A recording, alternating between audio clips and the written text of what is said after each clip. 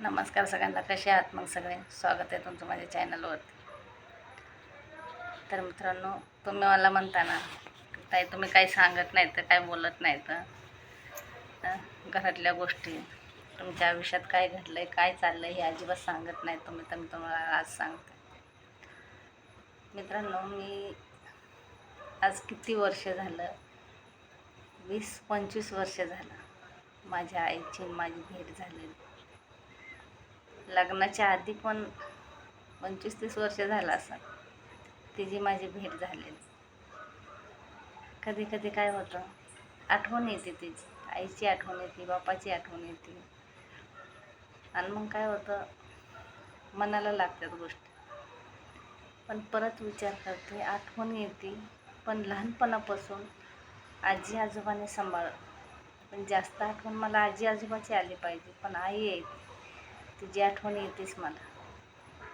पण सांभाळ मात्र आमचा आजी आजोबानेच केला. हे पहिल्या व्हिडिओमध्ये पण सांगितलं होतं तुम्हाला. एक माझी आजी ना आजोबा ना ते आई वडिलासारखेच होते. मग त्यांनीच सांभाळ केला माझा आणि क्षणोक्षणी त्यांचंच नाव माझ्या तोंडात येतं. कधी आई वडिलांचा सहारा नव्हता, कधी त्यांनी आपुलकीने जवळ घेतलं नाही. असं म्हणू शकत नाही, जन्म दिला जग दुनिया दाखवली, पण आई वडिलांचं प्रेम काय असतं हे माहीतच नाही.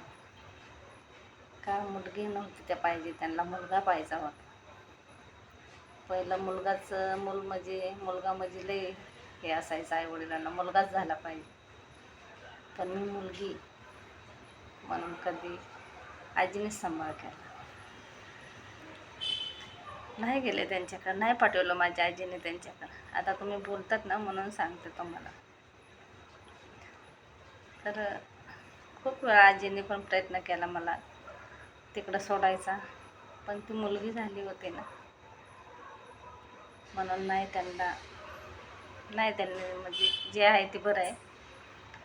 पण आजी आजोबाने एवढं सांभाळलं की त्यांच्यासारखं प्रेम कुठंच नाही. आजपर्यंत मला त्यांच्यासारखं प्रेम नाही भेटलं. त्यांचं प्रेम पण किती वर्षाचे होस्तर भेटलं, 9 ते 10 वर्षाची असं.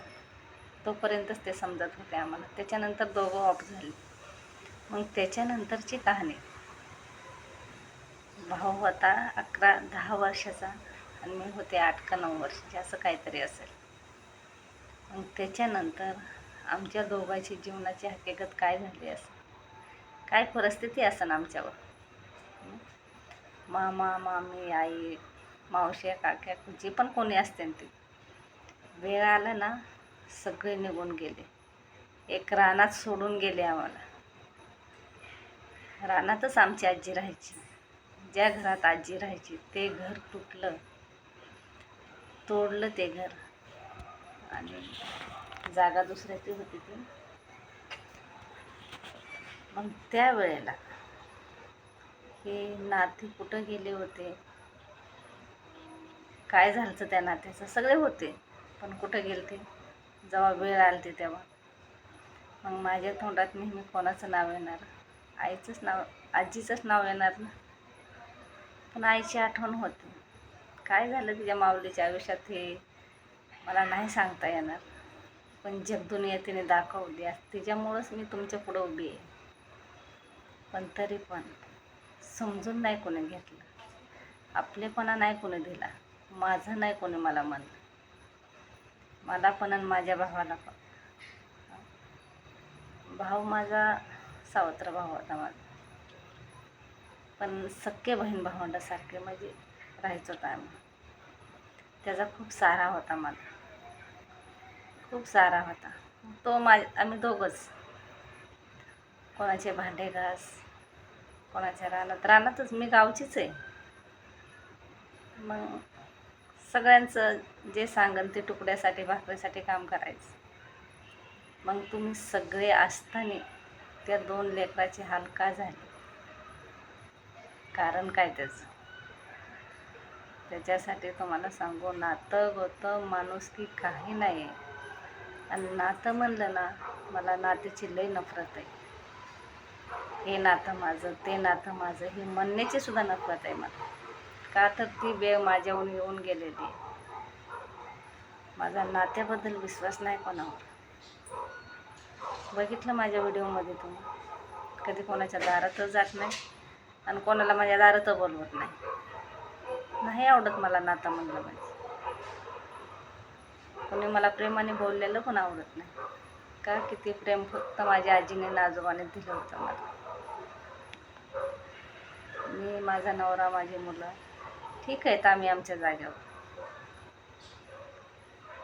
पण वेळ होती त्या टायमाला सगळे निघून गेलते ना, ती गोष्ट मनात अजून तशीच खटखटलेली. मनातली ती गोष्ट जात नाही अजून, शेवटपर्यंत राहणार. पण तुम्ही सगळे असूनही ते आजी आणि आजोबा त्या मुलांचा सांभाळ करत होते, मग तुम्ही सगळे कुठं गेलते हे सारखं ध्यानात येतं माझ्या. प्रयत्न करते विसरायचा, पण नाही विसरल्या जात, कधीच नाही विसरणार. कोण नसतं हो कोणाचं, आई वडिलाशिवाय कोण कोणाचं नसतं. पण त्यांच्या आयुष्यात काय घडलं होतं हे मला माहीत नव्हतं. जे आहे ते बरं आहे.